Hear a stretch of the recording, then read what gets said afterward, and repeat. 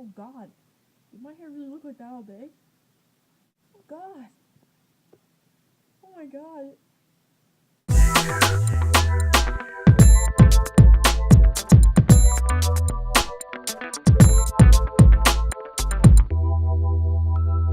today I'm going to talk to y'all about some insecurities. Oh yes. So I have been noticing lately that more and more people want to have their collarbones showing.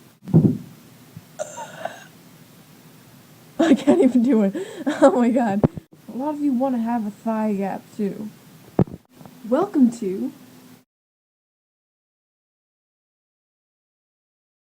Yes, our first method is this. Instead of doing all that diet and exercise, you can get a soccer ball or a volleyball as I have here. And just put it in between your legs. Like so. Yeah. That is one awesome thigh gap. Good job, guys. It's starting to become a real problem. Like, I'm serious. There are girls that are starving and cutting their wrists because they want a freaking thigh gap and collarbone. Why do you do that? You look fantastic. I mean, society tells you that you need to have these insecurities, these ridiculous insecurities, because you're not skinny enough and you're not pretty enough, but you are. You gotta try and accept your body. And I know how hard it is. I haven't accepted mine. I mean, what do you think I felt like when all my friends were sharing clothes and I couldn't because I was too big? I mean, it didn't feel good, but it kind of brought me down for a while. And then I realized that that's their body type and not mine. I mean, everyone's got a body type, and guess what? You're gonna find that one person who's gonna say, oh, that girl is beautiful, or that boy is handsome, so you don't need to overwork out, and you don't need to starve yourself, and you don't need to cut your wrist. Like, you don't need to. And you might look at other girls or other boys and say, wow, I wish I looked like them, but they're saying, wow, I wish I looked like them too. Like, they're looking at other people and saying, oh man, I wish I looked like them. So everyone's got insecurities. It doesn't matter. You can compare yourself all you want, but it's not going to change how you look. I mean, you look beautiful. I can tell. I've never met an ugly person in my life. Ever. And I don't judge you by your looks. Like, I don't judge you by your weight. I judge you by how you act. If you volunteer, and if you give money to charity, and if you're like a nice person, I'm like, oh gosh, that person is so beautiful.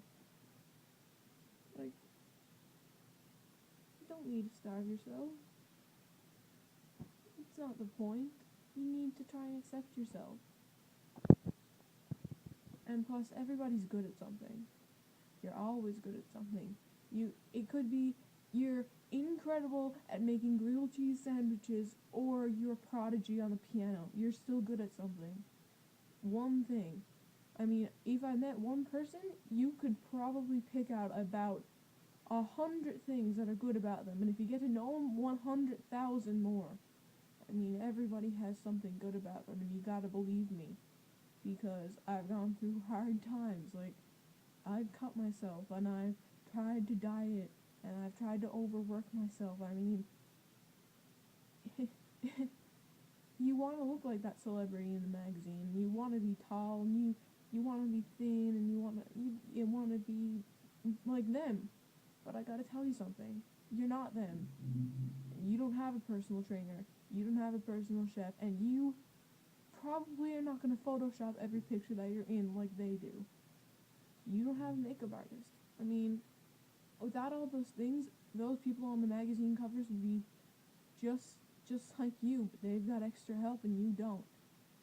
And trust me,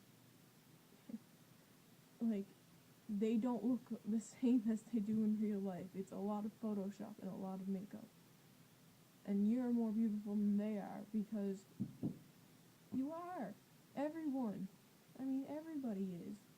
And the reason why I did this is because I noticed so many things on Instagram and on Tumblr and on Facebook about girls that are cutting themselves, and about boys who go to the gym and work out until they think they're going to throw up, and about people who don't eat because they think they're too fat. In reality, you can see their spine through their stomach.